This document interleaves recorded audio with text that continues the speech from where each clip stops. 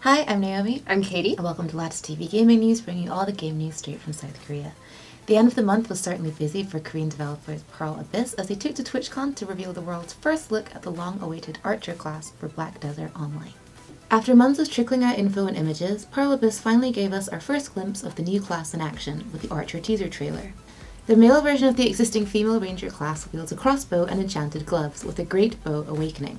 The trailer shows the Archer taking on Katsvariak, a monster from the Trian region featured in the new expansion. There's still no news on an official date as to when the Archer will be available, but we do know that he will not be part of the upcoming Dragon update on November 14th. We will keep you updated.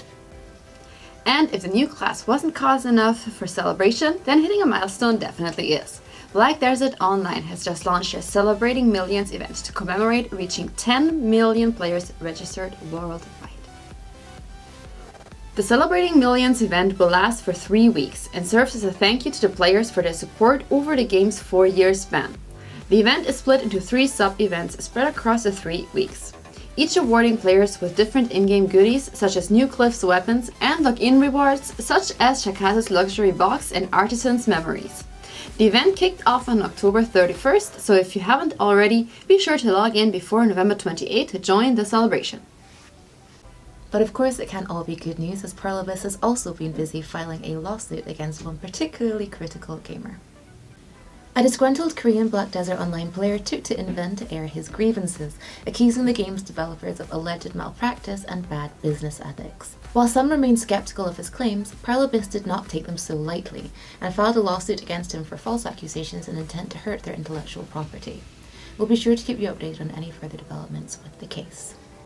In non-Pearl Abyss related news, Smilegate has released yet another trailer for the upcoming MMORPG Lost Ark, just ahead of its release. The 30-minute trailer showcases the gameplay from in-field battles to what looks like escort missions and map traversals, as well as the party taking on some epic-looking boss battles and some dramatic set pieces. It also showed some story cutscenes. The game director released the video alongside a thank you letter, thanking fans for their patience and support for the 7-year-long development process. Lost Ark finally launches tomorrow, November 7th. And it looks like it's been a busy week for Smilegate too, as they also released the first trailer for their upcoming VR title, Rogan, the Thief in the Castle. Smilegate made the reveal at PAX Australia at the end of October. Rogan is said to be a stealth action-adventure VR title set in the medieval period. You play as the titular Rogan, resolving cases around Castle Blackstone. The game boasts a storyline written by professional novelists and 3D sound and promise of maximum immersion, with varying difficulty levels and a storyline that can only be fully revealed with multiple playthroughs. Rogan is currently under development for various VR platforms and is expected to be released in the first half of 2019. And to close out the bulletins this week, the nominees for the Korea Game Awards 2018 have been announced.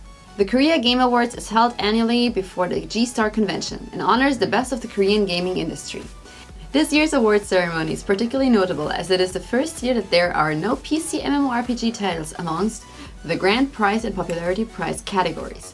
The favorite to win both is Pearl Abyss's Black Desert Mobile, though it faces stiff competition against WeMate's Juggernaut Icarus M and overseas competition from Call of Duty Black Ops 4 and Destiny Guardians. The winners will be announced at the Korea Game Awards 2018 ceremony in Busan on November 14th.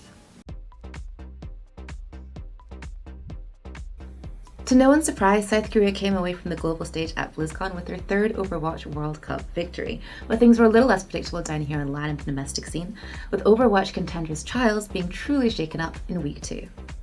Week 2 was truly one of the strangest weeks in contenders. The games billed to be one-sided stomps were flipped on their heads, and the games billed to be super close and exciting were, in fact, one-sided stomps. The biggest surprise was the juggernaut force of Team Stormquake coming to a shuddering halt in their match against Foxes of all teams on day 2. Everyone wrote it off as a foregone conclusion, but Fox's main tank Jungmak literally played the game of his life and led his team to a completely unexpected 3-1 victory. This upset had a huge impact on the bigger picture. The loss brought Stormquake down to 3rd place, allowing Goenwater S to secure the top spot with a significant map differential thanks to their 3-1 win against Monofrog. Combined with the fact that the previous frontrunners Blossom also just completely lost the plot last week and returned to their Season 2 losing every game form, the gap between the top of the pack and the middle has shortened significantly, opening up the race for qualification heading into the final week. If you're looking to catch up on week 2 and have little time, then I'd recommend you make the time to watch the Stormquake vs Foxes match from Wednesday, a true David and Goliath saga across 4 maps. As for week 3, it's difficult to predict since all teams are flip-flopping, but here's hoping that tomorrow's match between the current qualifiers Stormquake and Go-and-Water S will be just as close as it should be. You can catch both games on the official Twitch channel, Play Overwatch KR. Long time no hear from MVP Space, but the Org made a rare appearance last week as they took to both Invin and Twitter to recruit new DPS players. Presumably they will be joining to play in the Season 3 regular season. We'll keep you updated with any news. Season 1 runner-ups O2 Ardian has released their roster for Season 3 after losing 4 of their players and their head coach to the league. The fact Climax was the O2 DPS left behind in Tier 2 is puzzling, but he's joined this season by former WGS players Arrow and Decal. Look B is back from warming the bench for Meta Athena alongside Krong, who was on the initial roster for Go-and-Water S for a hot minute. Former WGS player Hailey has also joined the ranks. Let's see whether they can reclaim their Season 1 glory with this new lineup going into Season 3. After releasing their roster mid-October, Eclipse has released their second roster reveal, which is pretty much identical to the first, save for one change. Main tank Gold Mineral has been replaced by Leo. Why they chose to build this as a second roster reveal when it was just an update, I'm not sure, but hey, let's hope there isn't a third roster reveal before the regular season kicks off.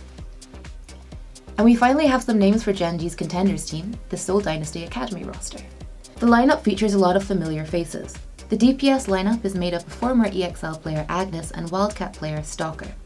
Luke from WLGKR and Shubil from 7 are playing tank, and their support line is former Armament player Levels and everyone's favourite bearded Boogier, former Kongdu Unsea and Morningstar's blue player Dance.